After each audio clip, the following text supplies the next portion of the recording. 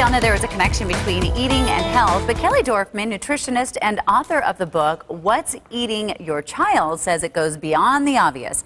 Kelly Dorfman joins us in the studio to talk more about this connection. You can see her book right there, What's Eating Your Child. Great name for the book, by the way. Oh, thank you. So how did you come up with a book like this? Well, I've always been a nutrition detective because I think there's a lot more power in nutrition than most people know. Most people say, oh, you are what you eat, but they don't really know the details of what that means. Right. And I wanted them to know what that was, so I wrote the book like a detective novel. So each chapter is a true story, and it tells you we solved the case and what you can do to solve your own case. Well, what do you think is like the most surprising thing that parents find out about what their kids are eating? I think it's how much is related to nutrition. Like most people think about obesity being related to nutrition, but they don't think about headaches and stomach aches and reflux and behavior problems and mood issues and all the things that can be related to nutrition. Do you think typically the parents will go to the doctor, you know, they probably exhaust all of their efforts first before they figure out that it's actually the food? And that's what I would like to change and put that at the beginning of the list. Okay. It's an expensive proposition to exhaust all the medical options first. Right. Especially when it's very simple. Well, show me some examples, because then I want you to help us figure out how we can be our own detectives. Yes. Okay. Okay, so what is this an example of right here? All right, so this is an example of a lunch that was eaten by a young girl that came to my practice who had a lot of constipation. Okay. And you can see it's a cheese sandwich, it's some flavored yogurt and some chips, and she was somewhat of a picky eater, as you can see.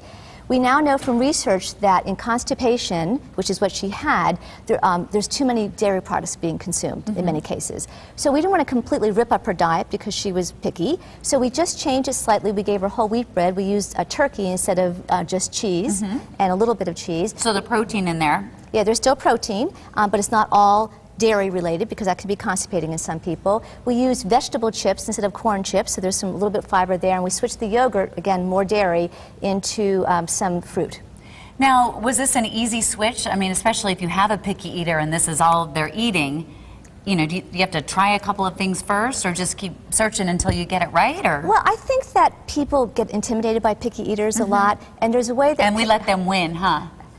Well, you can't win a fight with a picky eater, but you can't give up either. I think so many people have just given up. You just have to sort of hold a standard where you're calm about what you expect them to do. You want them to put their shoes on before they go outside, and you want them to eat vegetables. It's a very normal thing to expect of children. Right. Well, and you were saying that in your book you're sort of a detective, so I'm just fascinated by it. What have you found for maybe kids that have a lot of ear infections? What are they eating too much of?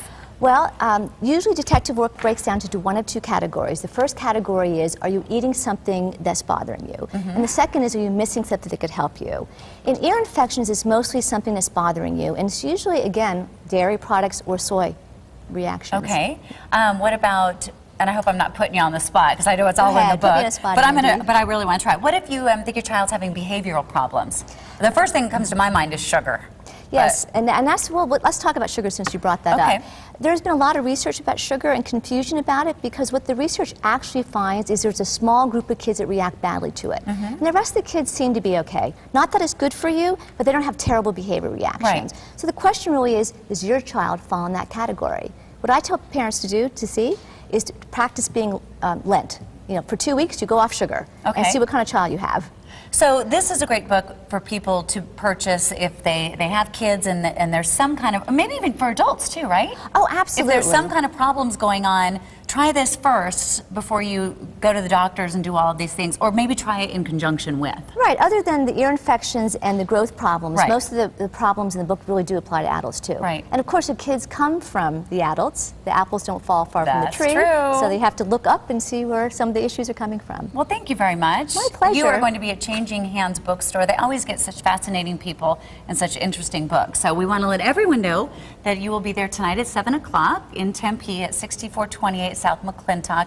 And the phone number is 480-730-0205. And you can go there and purchase the book for yourself.